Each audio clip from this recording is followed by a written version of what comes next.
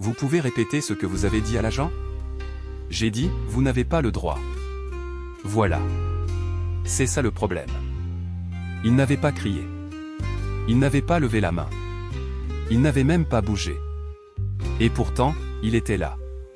Assis sur un banc en bois, dans la salle 5 du tribunal, accusé de trouble à l'ordre public, refus d'obtempérer, comportement provocateur. Mehdi, 22 ans. Étudiant en sociologie à Villetaneuse, fils d'un chauffeur de bus et d'une assistante maternelle. Il n'avait jamais mis les pieds dans un commissariat avant ce jour-là. Pas même pour une main courante. Le contrôle avait eu lieu un mardi soir, vers 20 h. Il sortait du métro après ses cours. Il avait fait quelques courses du lait, du riz, une boîte de sardines et marchait en direction de chez lui, écouteurs dans les oreilles. Quand 3 policiers en uniforme s'étaient approchés, il avait ôté un écouteur par politesse. Bonsoir, contrôle de routine. Il avait tendu sa carte d'identité sans discuter. Puis l'un d'eux avait désigné son sac. Vous pouvez l'ouvrir? Il avait levé les sourcils. Pourquoi? Contrôle de sécurité. Quel est le motif? Ouvre ton sac. Et là, il avait prononcé cette phrase. Vous n'avez pas le droit de fouiller sans motif valable. Pas en hurlant. Pas en s'énervant. Juste avec la fatigue d'un jour de partiel, de métro bondé, et de cette lassitude que tant de jeunes comme lui connaissent. Mais ce ton-là, calme, sûr, informé, c'était ça, le problème. Dans le procès-verbal, l'agent avait écrit. Le suspect fait preuve d'un ton provocateur et contestataire. Il refuse d'obtempérer verbalement. Il conteste l'autorité des agents de manière passive-agressive. Son regard est fixe, son langage corporel fermé. Il crée un climat de tension. Aujourd'hui, face au juge, Mehdi se tient droit. Costume sobre, chemise claire, sac de cour posé à ses pieds. À côté de lui, Maître Léonard, son avocate commise d'office mais engagée. Elle croit à son dossier. Elle l'a dit dès le premier rendez-vous. On ne vous reproche pas ce que vous avez fait. On vous reproche d'avoir parlé. Et pire, d'avoir eu raison. Le juge feuillette les pièces du dossier. Le procureur s'éclaircit la voix. Le procès commence. Monsieur Mehdi, pouvez-vous nous expliquer ce qui s'est passé le 14 mars à 20 h 03, station mairie de Saint-Ouen? J'ai été contrôlé. J'ai présenté mes papiers. Puis on m'a demandé d'ouvrir mon sac. J'ai demandé pourquoi. Et j'ai dit qu'il n'avait pas le droit sans motif. Et ensuite, un agent m'a poussé. Ils m'ont plaqué contre le mur. Je n'ai rien compris. Vous avez refusé d'obtempérer? J'ai posé une question. Vous avez utilisé une formule directe, vous n'avez pas le droit. Ce qui est exact, non. Le procureur intervient. Ce n'est pas la question de la légalité qui nous intéresse ici. C'est celle de l'attitude. Dire à un agent « vous n'avez pas le droit », sur un ton sec, en situation de tension, peut être perçu comme une provocation. L'avocate de Mehdi lève les yeux au ciel. Donc, monsieur le procureur, vous plaidez pour une pénalisation de l'intonation? Je plaide pour qu'on prenne en compte le contexte. Le juge demande à visionner la vidéo de la caméra de surveillance. Dans la salle, silence. On voit Mehdi approché par 3 agents. On le voit tendre ses papiers. Puis on le voit prononcer une phrase. On entend. Vous n'avez pas le droit de fouiller mon sac sans motif. C'est ce que dit la loi. Puis, brusquement, le bras de l'agent l'attrape. On le plaque contre le mur. On le fouille. Fin de la séquence. Le juge referme le dossier. Monsieur Mehdi, avez-vous conscience que votre attitude a pu être perçue comme une remise en question de l'autorité? J'ai conscience que mon ton n'a pas plu. Mais est-ce que c'est un crime, ça? Le procureur. Il s'agit ici d'une question de respect. Le respect de l'ordre. Le respect de la fonction. L'avocate. Le respect n'est pas un devoir unilatéral. Il se gagne, il ne se décrète pas. Et ici, c'est mon client qui a été malmené. Le juge interrompt. On n'est pas ici pour philosopher. On est ici pour juger un comportement. Alors jugez le leur aussi. Pendant la pause, Mehdi sort dans le couloir. Il respire fort. Ses mains tremblent un peu. Un homme en costume s'approche discrètement. Je vous ai vu. Mon fils a vécu la même chose. Mais il n'a jamais eu le courage d'aller jusqu'au tribunal. Moi non plus. C'est eux qui m'ont convoqué. Alors merci d'avoir tenu tête. Dans la salle, les agents sont appelés à témoigner. Le principal, celui qui l'a plaqué, prend la parole. L'individu a eu un comportement provocateur. Il connaissait la loi, et c'est justement ce qui nous a mis en alerte. Il voulait provoquer. Provoquer?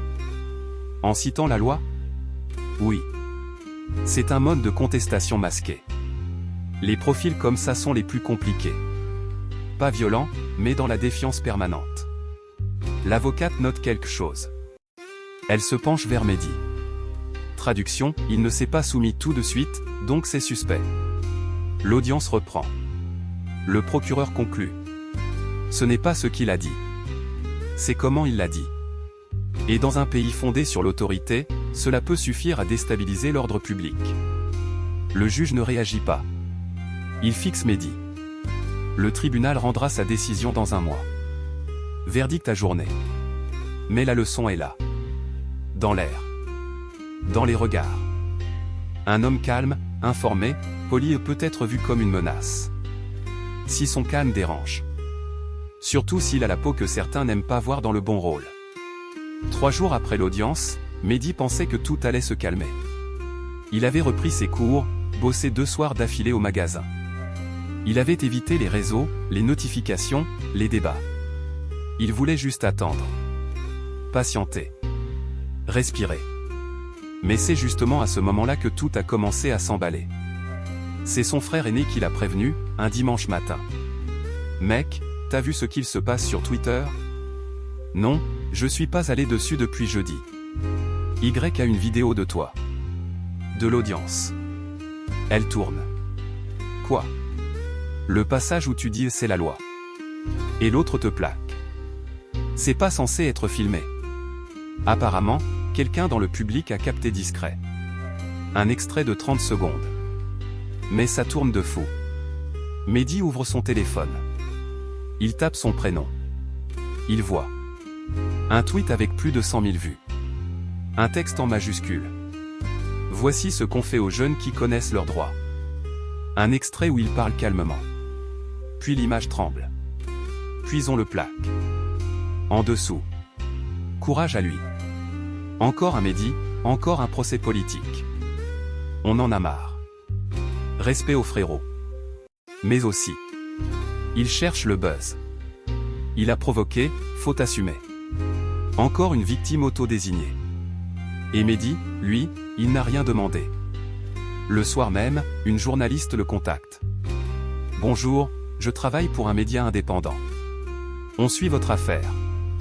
On aimerait recueillir votre ressenti. J'ai rien à dire. Vous êtes devenu un symbole. » Justement. Je veux pas être un symbole. Elle insiste. Il raccroche. 2 heures plus tard, elle publie un article quand même. Le silence de Mehdi, ou comment l'État fabrique des exemples malgré eux. Il lit. Il serre les dents. À la fac, les réactions arrivent vite. Une professeure lui glisse dans un couloir. Bravo pour votre calme. C'est admirable. Merci. Mais j'aurais préféré qu'on me le dise ce jour-là. Des camarades viennent le voir. T'as vu, t'es dans plein de stories.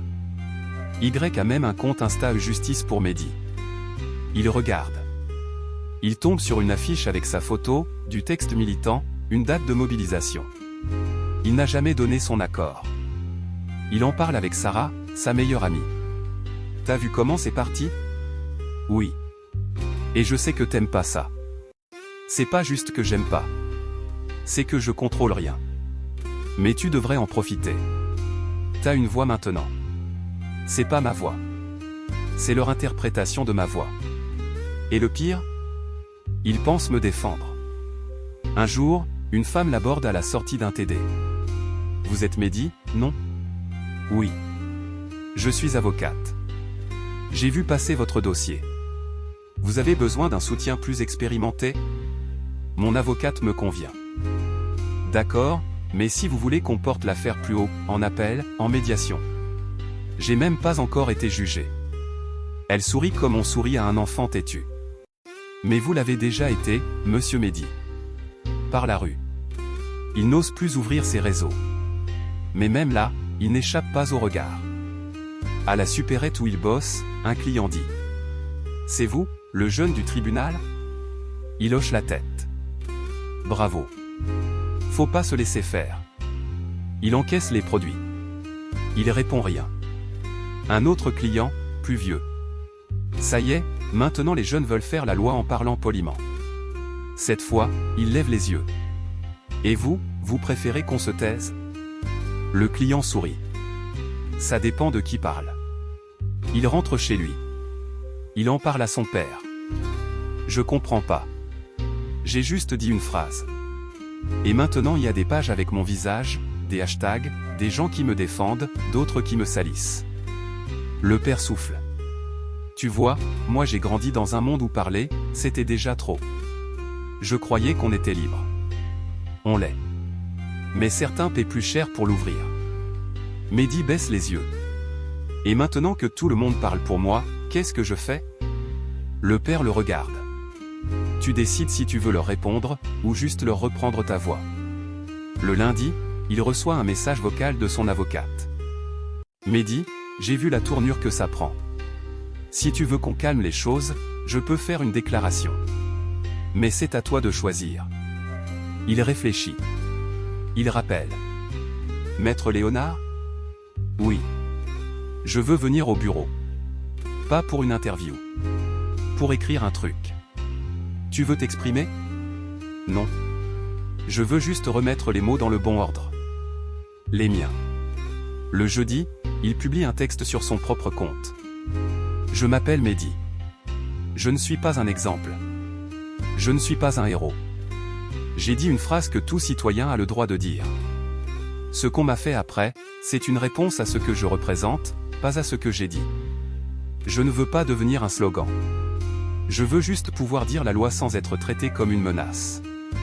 Le post est sobre. Sans image. Mais il est partagé des milliers de fois. Et cette fois, les gens lisent. Et cette fois, c'est lui qu'on cite. Pas un pseudo, pas un avatar. Lui. Et ça, c'est le début de la vraie parole. Tout a commencé par un message. Envoyé par une étudiante de Sciences Po, membre d'un collectif universitaire. Bonjour Mehdi. On organise une conférence sur les biais dans la justice. On aimerait que tu viennes témoigner. Pas comme symbole. Comme Mehdi. Il avait hésité. Il en avait parlé à Sarah. Tu penses que je devrais y aller? T'as envie? Pas vraiment. Mais j'en ai marre qu'on parle à ma place. Elle avait souri. Alors vas-y. Mais parle pour toi. Pas pour les convaincre. La salle était pleine. Une centaine d'étudiants. Des profs. Un ou deux journalistes discrets. Une table, un micro, 2 bouteilles d'eau. Il n'y avait pas de drapeau, pas de caméra. Juste des gens qui voulaient l'écouter. On l'avait présenté en 2 phrases. Voici Mehdi. Étudiant. Il est au cœur d'une affaire qui a révélé bien plus qu'un contrôle de police. Il avait pris le micro. Main tremblante. Voix posée. J'ai dit une phrase. Une phrase que n'importe qui ici pourrait dire. Vous n'avez pas le droit. Silence. Il continue. Le problème, ce n'est pas ce que j'ai dit. C'est que je l'ai dit avec certitude. Sans peur. Et surtout, en étant moi. Pas habillé en costume. Pas dans un bureau. Juste dans la rue. Et ça, apparemment, c'est ce qui a dérangé. Un étudiant au fond hoche la tête. Une fille dans les premiers rangs prend des notes. Depuis, tout le monde me demande, pourquoi ça t'est arrivé à toi? Mais la vraie question, c'est, pourquoi ça arrive encore? Pourquoi est-ce qu'un jeune qui connaît la loi est vu comme dangereux? Pourquoi est-ce qu'un policier peut écrire ton agressif dans un procès-verbal, et que ça suffit à vous envoyer au tribunal? Une main se lève. Tu penses qu'il faut mieux former les agents? Il sourit, doucement. Peut-être. Mais surtout, il faut qu'on arrête d'accepter que certaines voix soient légitimes et d'autres, suspectes. Après la conférence, plusieurs étudiants viennent le voir. Merci. J'ai ressenti exactement ça. Tu mets des mots sur ce que je n'ai jamais osé dire. Il les écoute. Il sourit. Il remercie. Mais dans sa tête, une question tourne. Est-ce qu'on m'écoute vraiment? Ou est-ce que je dis juste ce qu'ils ont envie d'entendre? Une semaine plus tard, il reçoit une nouvelle invitation. Cette fois, d'une association de juristes. On organise un colloque sur la parole des jeunes dans la justice. On aimerait une intervention de ta part. Libre. Sans filtre. Il accepte. Mais avec une condition. Je ne viens pas pour rassurer. Je viens pour déranger. La conférence a lieu dans une salle plus formelle. Costume, tailleur, badge. Des magistrats, des avocats, des étudiants. Mehdi est le dernier intervenant. Quand vient son tour, il s'avance. Il ne lit aucun papier. On m'a demandé de venir ici pour parler de mon expérience. Alors je vais le faire. Pause. Il regarde la salle. Quand j'ai dit vous n'avez pas le droit, j'ai rappelé la loi. Mais la loi, ça ne suffisait pas. Parce que ma voix n'était pas celle qu'on attendait. Parce que mon visage, mon prénom, ma manière de marcher, de répondre, tout ça faisait déjà trop. Un murmure. Une avocate note quelque chose. On parle de neutralité de la justice. Mais moi, on m'a jugé avant même que le procès commence. Parce que j'avais dit non. Calme. Droit. Et que ça, apparemment, c'est trop audacieux. Il fixe un homme au premier rang. Vous m'avez invité à parler. Pas à vous rassurer. Silence dans la salle. Alors je vais poser 3 questions. Il lève un doigt. Pourquoi est-ce qu'un ton peut être plus grave qu'un acte? Deuxième doigt. Pourquoi est-ce que l'obéissance attendue varie selon la tête qu'on a? Troisième doigt. Et pourquoi est-ce que le respect, quand il vient d'en bas, doit toujours s'excuser d'être debout? Personne ne bouge. Vous n'avez pas besoin de répondre. Mais moi, j'avais besoin de les poser. Il remercie. Puis il s'assoit. Le lendemain, son intervention est citée dans plusieurs articles. Mais cette fois, personne ne résume. On cite ces mots. Ces vraies phrases. Et lui, pour la première fois, ne se sent pas trahi. Il retrouve Sarah à la fac. Je crois que cette fois, c'était moi. Vraiment moi. Et t'as envie de continuer? Il réfléchit. J'ai pas envie de devenir une voix pour les autres. Mais j'ai plus peur d'utiliser la mienne. Elle sourit. Alors ils vont devoir s'y habituer. La semaine qui suit la conférence est étrange. Mehdi reçoit des messages qu'il ne sait pas comment interpréter. Un professeur lui écrit. Ta prise de parole était brillante. Fais juste attention à ne pas tomber dans l'excès. Une ancienne camarade de prépa lui envoie. Tu deviens une figure. Reste mesuré, tu représentes beaucoup maintenant. Et un ancien surveillant du lycée commente sa publication. Fier de toi. Mais rappelle-toi, le vrai courage, c'est le calme. Il lit. Il relit. Et il se demande. Est-ce qu'il me félicite? Ou est-ce qu'il m'encadre? Un jour, la direction de sa fac lui propose une rencontre. Rien d'obligatoire, bien sûr. On voulait simplement échanger. Dans le bureau, le directeur des études, un responsable pédagogique, une personne de la cellule inclusion. Bravo pour votre engagement, Mehdi. On suit tout ça avec attention. Merci. Mais on voulait aussi vous parler de l'équilibre. La pression médiatique, l'image. Il faut rester prudent. Prudent comment? Le directeur sourit. Eh bien, vos mots sont forts. Très forts. Et parfois, dans un environnement académique, ça peut créer des crispations. Et si ce sont les crispations qui posent problème, pas les mots? Silence. La responsable inclusion prend le relais. On veut que vous puissiez continuer vos études dans un climat serein. Moi aussi. Mais c'est bizarre, la sérénité, on me la demande seulement quand je parle. En sortant, il appelle Sarah. Ils veulent pas me faire taire. Pas directement. Mais ils veulent que je parle bien. Doucement. Posément. C'est ça le plus violent. Quand ils emballent la censure dans du conseil bienveillant. Exactement. Ils continuent de recevoir des invitations à intervenir. dans des lycées, des podcasts, même une fondation. Une fois, il accepte une table ronde dans un lycée. Sujet, respect, autorité et parole des jeunes. Il parle calmement. Comme toujours. À la fin, un prof lui dit: franchement, c'était passionnant. Mais t'as pas peur de créer de la colère chez les jeunes? Moi non. Mais apparemment, vous si. Le soir même, un email l'attend. Bonjour Mehdi. Certaines interventions font débat. On voudrait éviter que votre image soit trop politisée. Pensez-vous possible de faire relire vos textes avant diffusion? Il ne répond pas. Il lit. Il laisse ouvert. Puis il ferme l'ordi. Et il écrit dans son carnet: je ne suis pas une brochure. Je ne suis pas un programme éducatif. Je suis une voix qu'on n'attendait pas. Et c'est précisément pour ça qu'elle compte. Le week-end, il va voir son père. Ils veulent que je sois lisse. Tu veux dire quoi? Ils veulent que je sois d'accord avec moi-même, mais à leur façon. Et toi, tu veux quoi? Je veux pouvoir dire les choses sans devoir rassurer tout le monde. Alors continue. Mais souviens-toi, quand tu parles comme eux, ils t'applaudissent. Quand tu parles comme toi, ils te tolèrent. Et quand tu parles pour les autres, ils te surveillent. Le lundi, une élève de première lui écrit sur Insta: merci pour ton passage. T'as dit ce que je ressens tous les jours en classe. Sauf que quand c'est moi, on me dit que j'ai un problème d'attitude. Toi, on t'écoute. Et ça me donne un peu d'air. Il relit le message 2 fois. Puis il répond: personne ne m'a donné l'autorisation de parler. J'ai juste arrêté de la demander. Une semaine plus tard, il est invité à intervenir dans une école d'avocats. Thème: la perception des jeunes racisés par la justice. Il y va. Il parle. Il cite son affaire.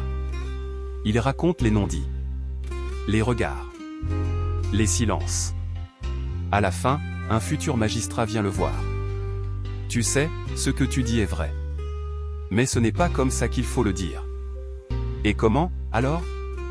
En mettant les formes. En évitant de braquer.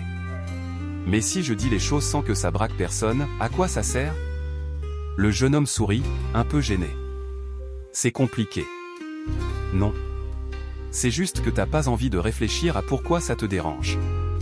Le soir, il écrit: ce que je dis est juste. Mais pas conforme. Alors ils essaient de lisser ma voix, sans la nier. C'est leur manière de me faire rentrer dans le cadre. Mais moi, je ne suis pas un cadre. Je suis ce qui déborde. Un mail est arrivé. Objet sobre, signature solennelle. Monsieur Mehdi. Votre expression, votre retenue, votre engagement civique ont retenu l'attention du comité.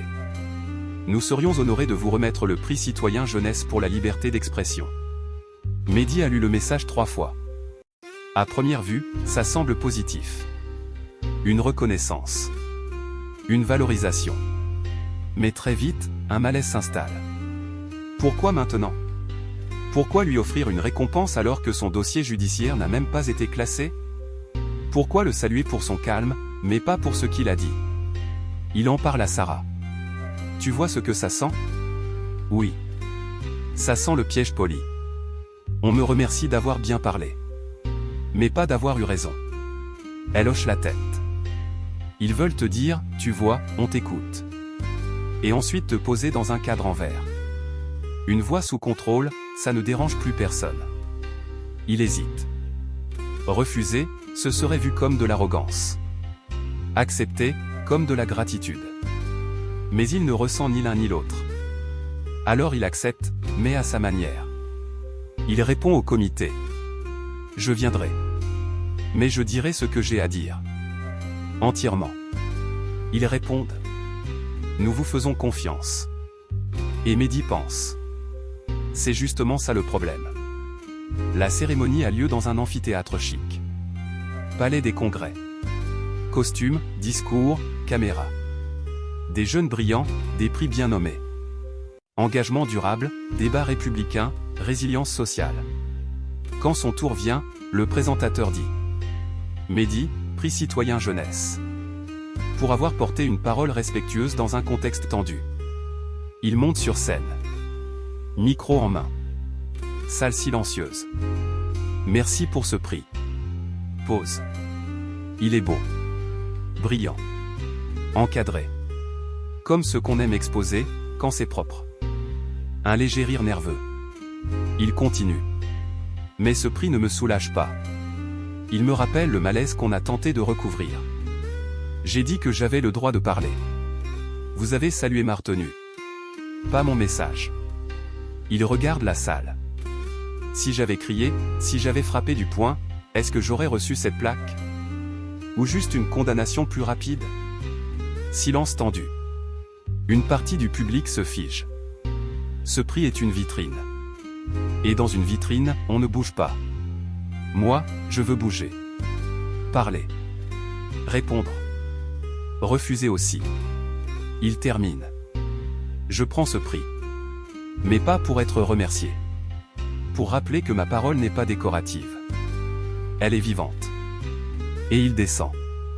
Sans attendre les photos. Sans sourire. Sans interview. Le lendemain, les réactions affluent. Certains médias l'encensent. Un discours puissant, sans concession. D'autres le critiquent. Un lauréat qui crache dans la soupe. Ingratitude d'une génération sans repère. Courageux, mais mal élevé. Mehdi lit. Puis referme tout. Il prend son carnet. Ils veulent que je sois exemplaire. Je veux juste être exact. Ils veulent que je représente. Je veux juste raisonner. Je ne veux pas être le produit de leur tolérance. Je veux être la preuve de leur inconfort. Et il s'arrête là. Pas pour se taire. Mais pour reprendre son souffle. Après la cérémonie, Mehdi pensait avoir atteint un plateau. Ni l'euphorie, ni le rejet. Juste une sorte de flottement. Mais la réalité revient vite.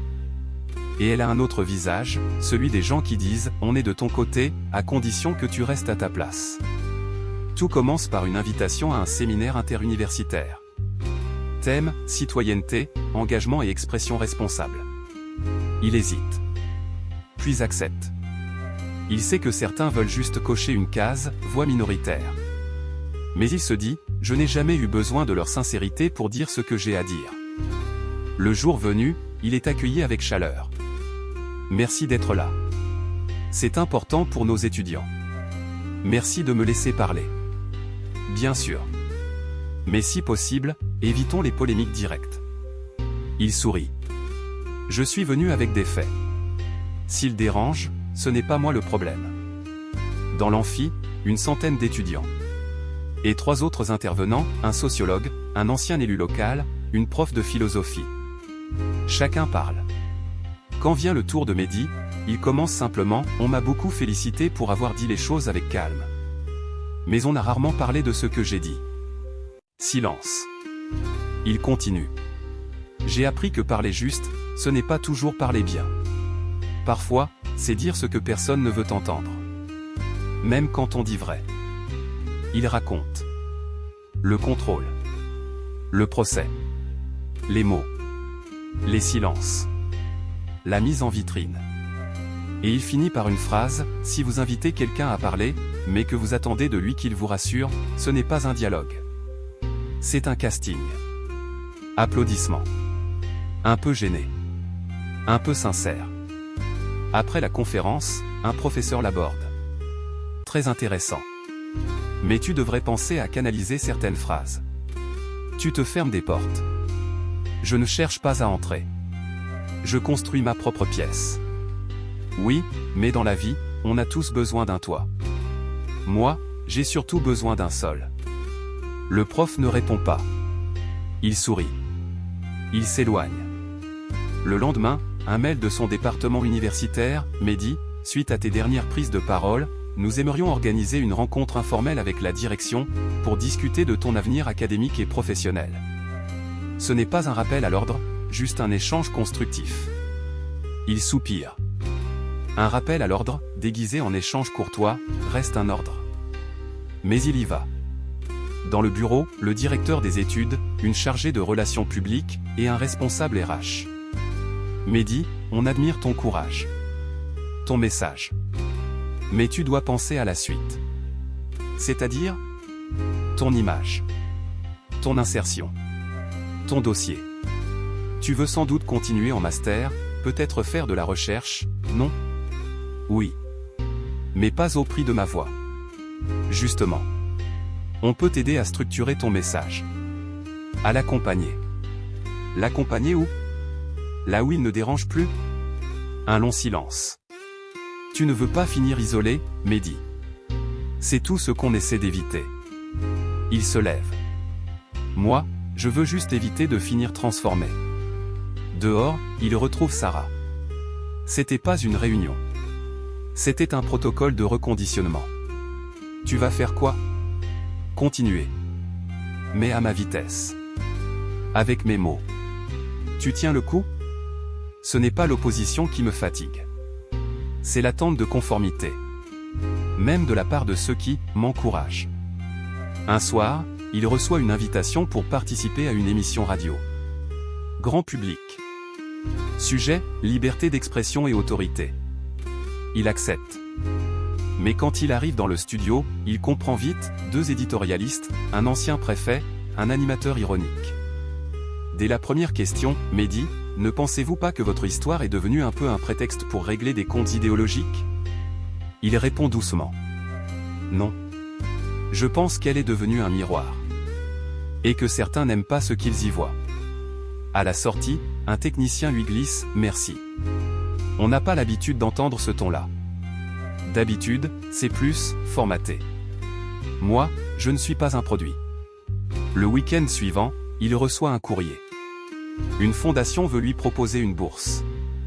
Mais dans la lettre figure une clause, le bénéficiaire s'engage à adopter une posture de dialogue, à éviter toute prise de position jugée antagoniste vis-à-vis des institutions. Il rit. Puis il écrit « Je préfère le doute libre à la gratitude surveillée ». Et il renvoie la lettre. Non signée. Quelques jours plus tard, un collectif étudiant l'invite à intervenir dans une conférence interne sur la démocratie participative. Il accepte. Le ton est plus libre, plus ouvert. Il retrouve un peu d'énergie.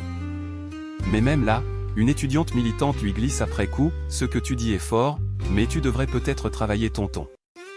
T'es trop sérieux. Tu fais peur. » Il répond, « Et si c'est justement le problème? Qu'on attend des victimes qu'elles fassent rire ou qu'elles fassent pitié. Mais pas qu'elles parlent droit. » Dans son carnet, il note, ils disent, « Tu vas trop loin. » Mais moi, j'ai juste arrêté de reculer. Ils disent, parle mieux. Mais moi, je parle vrai. Ils disent, on est avec toi. Mais moi, je suis avec la vérité. Même quand elle est inconfortable. Et dans sa tête, une phrase ne le quitte plus, le vrai courage, ce n'est pas de dire ce que les autres n'osent pas. C'est de continuer à le dire quand ils veulent que tu te taises. Il y a un moment où même ceux qui t'ont applaudi commencent à t'éviter du regard. Où les sourires deviennent des silences. Où la bienveillance se transforme en gêne. Mehdi ne l'a pas remarqué tout de suite. Ça s'est fait doucement, comme une lumière qui baisse sans qu'on sache si c'est le soir ou une panne. Ça ne fait pas mal. Pas au début. C'est juste étrange. Comme si on glissait hors du cadre, doucement, sans faire de bruit. Au début, ce sont de simples changements. Un message d'un prof qui reste sans réponse. Une invitation à un débat annulé sans explication. Une amie qui en a plus trop le temps. Puis viennent les sous-entendus. Tu devrais faire une pause. Tu te perds un peu dans ta cause. Tu risques de t'isoler. Mais Mehdi ne se perd pas. Il s'éclaircit. Il ne s'isole pas. Il choisit. Et c'est ce choix-là qui commence à déranger. Un jour, il retrouve son groupe d'amis de la fac pour un café. Il est en retard. Quand il arrive, la discussion s'arrête brièvement. Il s'assoit, sourit, demande ce qu'il a manqué. On lui parle de séries, de partiels, de stages. Mais il sent qu'on évite le sujet. Il essaie, vous avez vu ce qu'a dit le ministre sur les contrôles? Personne ne répond. Quelqu'un finit par dire, franchement, ça fatigue un peu, ce sujet. On peut pas juste souffler? Il ne répond pas. Il comprend. Sa colère est devenue leur fatigue. Sa voix, un bruit de fond qu'on aimerait baisser. Et lui, il est fatigué d'être vu comme un rappel vivant de ce qu'on préfère oublier. Même Sarah, parfois, lui parle avec précaution. Tu sais que je suis de ton côté, mais, tu vas pas trop t'épuiser. Il lui dit qu'il va bien. Mais il sent que même elle doute. Pas de lui. Mais de l'effet qu'il produit. Comme si dire la vérité trop souvent lissait la peau du monde jusqu'à l'agacer. À la fac, un de ses anciens soutiens lui dit un jour, « C'était plus puissant quand tu parlais peu. Maintenant, on dirait que tu cherches le conflit. » Mehdi répond, « Je cherche la vérité. Si elle gêne, ce n'est pas ma faute. » L'autre le regarde, sans répondre, puis s'éloigne. Une distance s'installe. Invisible. Lourde. Injuste. Il écrit dans son carnet, « Ce n'est pas moi qui suis devenu trop bruyant. C'est eux qui ont désappris à entendre. » Il relit la phrase. Il ne la change pas. Un après-midi, il reçoit une convocation du doyen. Entretien informel. Il s'y rend. On lui parle de l'image de l'établissement, de l'équilibre nécessaire entre expression individuelle et harmonie collective. On lui suggère de réfléchir à l'impact de ses propos. Il répond, « Et vous, vous avez réfléchi à l'impact de votre silence ?» On ne répond pas. On le raccompagne. Poliment. Comme un visiteur un peu gênant. Le soir, il est seul dans sa chambre. Il regarde les messages non lus. Les commentaires. Les invitations qu'il ignore. Il se demande, est-ce que je suis en train de me couper du monde, ou de le forcer à m'écouter autrement? Il se lève. Il prend son carnet. Il écrit, je ne suis pas radical. Je suis cohérent. Mais la cohérence devient un problème quand elle refuse de se taire. Le lendemain, il sort marcher. Il croise deux anciens camarades. Il parle fort, puis baisse la voix en le voyant. Ça va, Mehdi? Il sourit. Toujours. Et ils s'en vont vite. Il reste là, face à un mur. Et soudain, il rit. Un rire court, nerveux. Ce n'est pas la peur de parler qui isole. C'est le choix de continuer quand tout le monde s'arrête. Il rentre chez lui. Il retrouve un vieux message de soutien qu'il avait sauvegardé. Une femme écrivait « Merci pour vos mots. Ils m'ont permis de dire non. Juste une fois. Mais c'était assez. » Il relit ce message comme on relit un souvenir de chaleur. Et il comprend que même s'il ne reste qu'une voix, elle vaut encore. Alors il continue. Non pas parce qu'il est sûr. Mais parce qu'il sait qu'arrêter maintenant, ce serait donner raison à ceux qui pensent qu'une voix juste finit toujours par s'éteindre. Et lui, il est encore debout. Il ne s'est pas passé de scandale. Pas de clash final, pas de grande scène. Juste un lent recentrage. Mehdi ne fait plus de discours. Il refuse la plupart des invitations. Il ne se tait pas, mais il choisit ses moments. Il ne cherche plus à convaincre. Il laisse les faits parler, et ses silences déranger. Il ne se retire pas. Il s'installe. Il continue ses études. Il passe ses examens. Il lit beaucoup. Il observe. À la bibliothèque, il est là, concentré, sérieux. Ceux qui le regardaient avant avec admiration l'évitent parfois. Ceux qui le critiquaient, eux, ne parlent plus. C'est comme si sa simple présence était devenue une note de bas de page dans la conscience des autres. Un jour, une professeure le remercie discrètement pour son exigence éthique. Il sourit, ne répond pas. Il sait que ce n'est pas une vraie reconnaissance. C'est une façon polie de lui dire, tu nous as obligés à penser. Et ça lui suffit. Dans les couloirs, on le salue avec respect. Mais on ne l'invite plus. Il le sait. Il n'est plus un étudiant comme les autres. Il est devenu une conscience en mouvement. Et ce rôle-là, il ne l'a pas cherché. Il l'a assumé, malgré lui. Il passe du temps avec des lycéens. Parfois, il va parler dans des collèges, de manière informelle. Il ne donne pas de leçons. Il pose des questions. Il écoute. Il entend. Il comprend mieux que jamais la fatigue de ceux qui se taisent. Et l'importance de ceux qui, une fois, ont osé dire non. Il réunit ses notes, ses carnets, ses bouts de phrases. Il commence à en faire un texte. Pas un manifeste. Pas un livre. Juste un chemin. Un récit.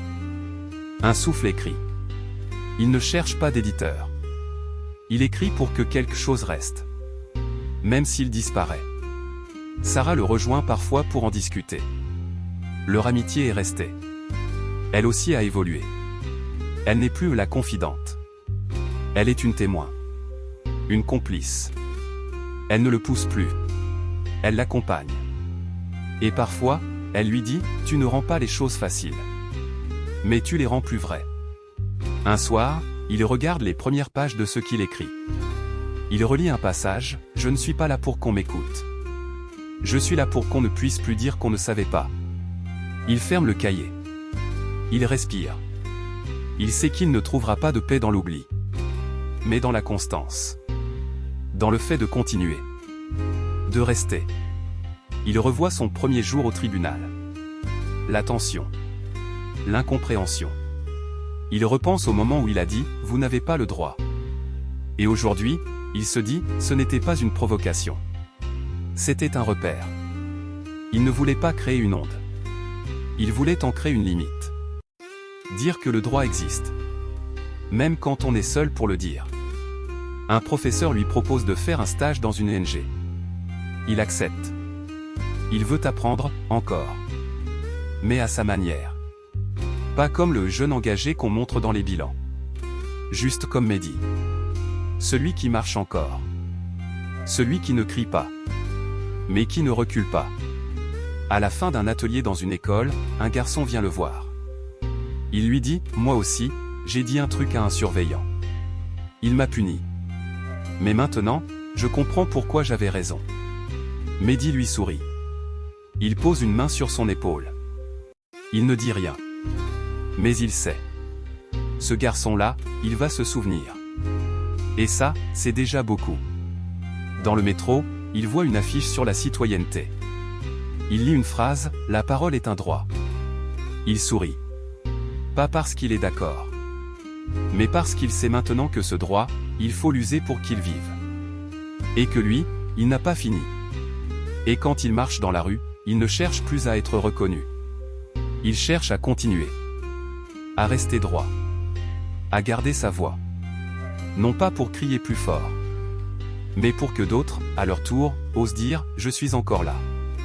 Il rentre chez lui. Il écrit sa dernière phrase dans le carnet. Je ne suis pas un symbole. Je suis une trace. Et tant qu'elle existera, le silence n'aura pas gagné. On ne va pas vous mentir, Mehdi n'a pas gagné. Il n'a pas été applaudi par tous. Il n'est pas devenu un héros. Mais il est resté debout. Il a parlé.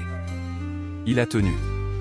Et dans un monde où on préfère les gens qui s'excusent d'exister, ce simple fait de continuer d'être là, sans se plier, sans s'effacer, c'est déjà énorme. Cette histoire n'est pas faite pour réconforter. Elle est là pour rappeler que parfois, un seul mot, dit calmement, peut déranger plus que 1000 cris. Ici, on raconte ce que d'autres préfèrent oublier. Des histoires vraies, simples, dures, mais humaines. Alors si vous voulez que ce genre de voix continue d'exister, abonnez-vous.